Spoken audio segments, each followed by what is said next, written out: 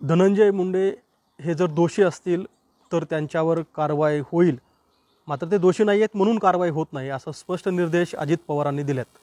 खरं तर यासाठीच अजित पवार, सुनील तटकरे, प्रफुल्ल पटेल आणि धनंजय मुंडे यांची देवगिरी बंगल्यावरती बैठक झाली.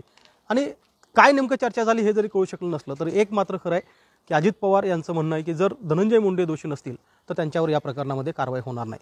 धनंजय देशमुख माझ्यासोबत आहेत. यापूर्वीसुद्धा तुम्ही अनेक वेळा या संदर्भातले आपली मतं व्यक्त केलीत, पण आता पक्षाची भूमिका येते, पक्षप्रमुख म्हणून अजित पवारांची भूमिका येते की जर ते दोषी नसतील तर त्यांच्यावर कारवाई होणार नाही. आम्ही पहिल्या दिवसापासून आत्तापर्यंत हे जे हत्या झालेली आहे अतिशय चुकीच्या पद्धतीनं, याच्यामध्ये जे निर्दोष आहेत त्यांना फाशीची शिक्षा द्या असं कुठं बोललोत का? असं बोलणार पण नाहीत. आम्ही एकदम विनम्रपणे सरकारवर विश्वास ठेवून, मुख्यमंत्री साहेबांच्या शब्दावर विश्वास ठेवून आम्ही म्हणतो की दोषींवर कारवाई करा, आरोपींना फाशीची शिक्षा द्या. मग जे आरोपी आहेत ते जेरबंद आहेत, पण त्याच्या पाठीमागं आत्ता सध्या त्यांची जी रेकी करतायत, ज्यावेळेस सुनावणीला किंवा जे आरोपी येत आहेत इथं, त्या आरोपी आल्यानंतर हे सगळे कसं काय जमा होतात? किंवा त्याहीपेक्षा मी स्पष्ट बोलतो, आरोपीला सोडवायला गाड्या, आरोपीच्या भावाची हत्या झाली त्याच्या पाठीमागची गाडी, त्याच्यानंतर फोन कॉल, फोनपेने पैसे पाठवलेले हे सह आरोपी जे आहेत हे उघडपणे CDRवर आलेले आहेत, हे उघडपणे स्पष्ट झालेले आहेत. यांच्यावर कधी कारवाई होणार आहे?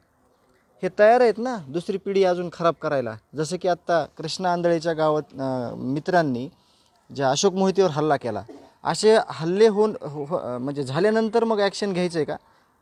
जे कोणी अशा गोष्टीवर बोलतायत की दोषी असले तरच मी कारवाई केली जाईल, आम्ही दोषीवरच कारवाई करा म्हणतो. आमची मागणी जर कुठं असली की सरसकट सगळ्यांना आरोपी करा आणि त्यांना फाशी द्या, तर मग आम्हाला बोला.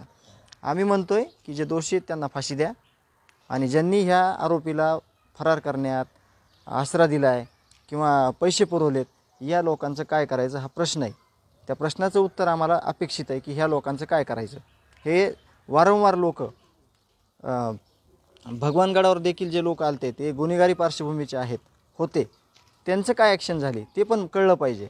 आणि जर असं सर्रास जर फिरू द्यायचं असेल तर स्पष्ट आम्हाला सांगा, आम्ही आमचा निर्णय घेऊ. पण हे होत असताना मला चांगलं माहिती आहे की तुम्ही या संदर्भामध्ये केवळ तोंडी तक्रार नाही तर लेखी पण तक्रार केली होती.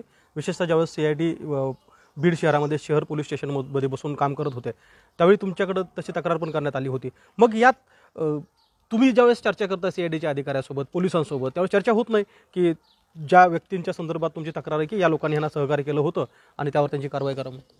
मग हाच प्रश्न प्रामुख्यानं ज्याला कुणाला वाटतंय की दोषी नसतील तर कारवाई केली जाणार नाही.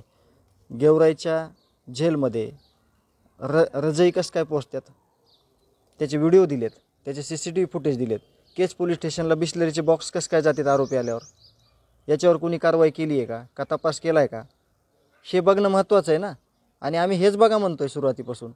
हे जर थांबलं तरच गुन्हेगारी थांबणार आहे. ह्या जर एवढ्या मोठ्या गोष्टी जर तुम्ही कानामागं टाकत गेलात तर पुढं काही सापडणार नाही तुम्हाला. असेच म्हणजे गुन्हे होत जातील.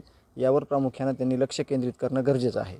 पण या संदर्भातल्या काही लोकांसंदर्भात आम्ही स्वतः CIDच्या अधिकाऱ्यासोबत चर्चा केली, पोलिसांसोबत चर्चा केली, पण त्यांचं म्हणणं असं होतं की त्यांचे पुरावे सापडत नाही आहेत. म्हणजे त्यांनी कशा स्वरूपाची मदत केली, त्यांची इन्व्हॉल्वमेंट त्या गुन्ह्यात होती का, तर त्यांचे पुरावे सापडत नाही आहेत म्हणून आम्ही त्यांच्यावर कारवाई केली. त्यांचे CDR आहेत, मग कमीत कमी काय करा, त्यांचे पुरावे नाहीत, ते गुन्हेगार नाहीत, पण त्यांनी मदत करताना तर दिसलेत ना स्पष्ट.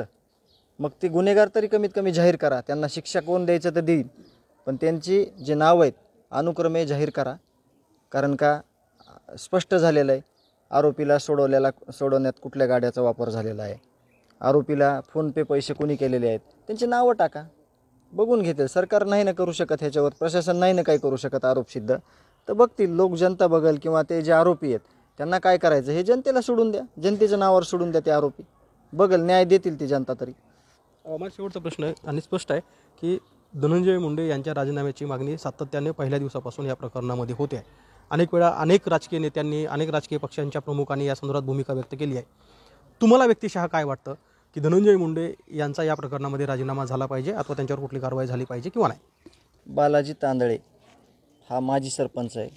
तो कुणाचा आहे, कुणासाठी काम करतो आहे हे सगळ्या जिल्ह्याला माहिती आहे. तो गेवराई पोलीस स्टेशनला रग घेऊन जातो आरोपीला पांघरायला, थंडी वाजते म्हणून.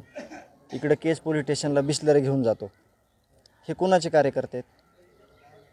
ह्याचं उत्तर मला पहिले द्या आणि मग बाकीच्या नंतरच्या प्रश्नाचे उत्तर मी देतो. ह्या प्रश्नाचं उत्तर मला आज द्या की हे जे लोक आहेत सहकार्य करणारे ह्यांना, हे कुणाचे आहेत, हे कुणी पोषलेले आहेत, ह्यांचं काय स्टेटस आहे, हे मला अगोदर प्रश्नाचं उत्तर द्या. मग मी त्या प्रश्नाचं उत्तर लगेच देऊन टाकतो. आपण बघतोय की धनंजय देशमुख यांनी फार स्पष्ट भूमिका मांडली की धनंजय देशमुख यांचं म्हणणं आहे की धनंजय मुंडे यांच्या संदर्भामध्ये जी काही कारवाई करण्याची मागणी होती आहे त्या संदर्भात आमचं एकच मत आहे की हे जे लोक बाहेर होते, जे आत्ताही कदाचित बाहेर आहेत, ज्यांनी संतोष देशमुख हत्या प्रकरणातील आरोपींना सहकार्य केलं, ते कुणाचे आहेत त्या प्रश्नाचं उत्तर द्या. त्यानंतरच मी यावर स्पष्ट बोलेल.